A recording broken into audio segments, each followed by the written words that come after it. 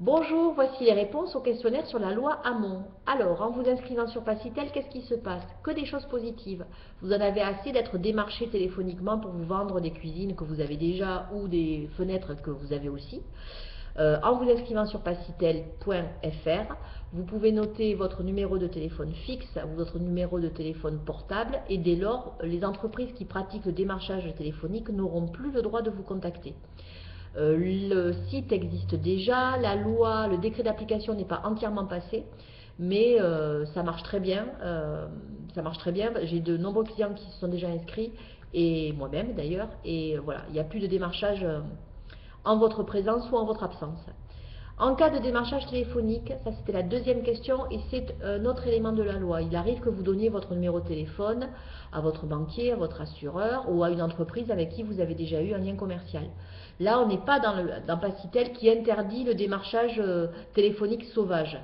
Lorsque vous êtes démarché par quelqu'un, un professionnel que vous connaissez et que vous donnez votre accord à l'achat du produit ou du service, dorénavant, auparavant, vous étiez engagé dès lors que vous aviez donné votre accord au téléphone.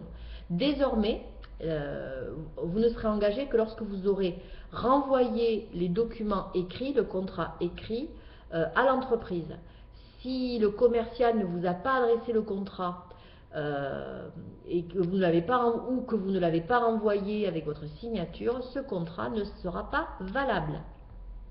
En cas de vente à distance, alors déjà, une information, lorsque vous allez dans une foire ou dans un salon, là la loi n'a pas changé, vous n'avez pas de délai de rétractation.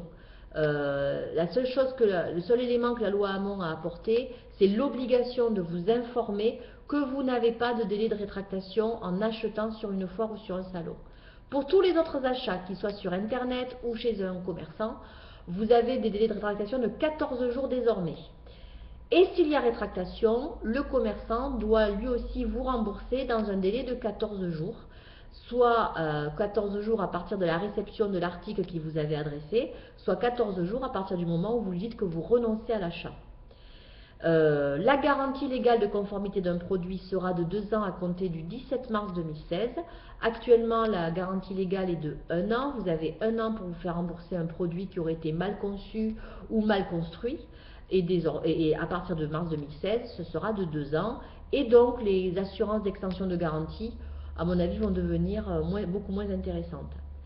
Enfin, dernière question, l'abus de faiblesse. Lorsqu'il y a abus de faiblesse, l'amende prévue est de 375 000 euros ou de 10% du chiffre d'affaires de l'exercice précédent. Et ça, c'est aussi bien pour les toutes petites entreprises qui n'ont pas les reins assez solides pour provisionner 375 000 euros, ou pour les très grosses entreprises qui, elles, pour lesquelles 375 000 euros ne représenteraient pas grand-chose.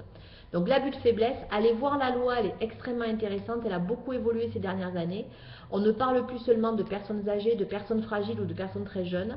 On peut parler de personnes en toute connaissance de cause qui, en toute connaissance de cause, achètent un produit pour se débarrasser de quelqu'un peut-être, ou parce qu'il y a eu trop d'insistance dans le cadre de la vente. Voilà vos réponses. À très bientôt. N'oubliez pas de remplir votre deuxième questionnaire d'ici quelques jours. Au revoir.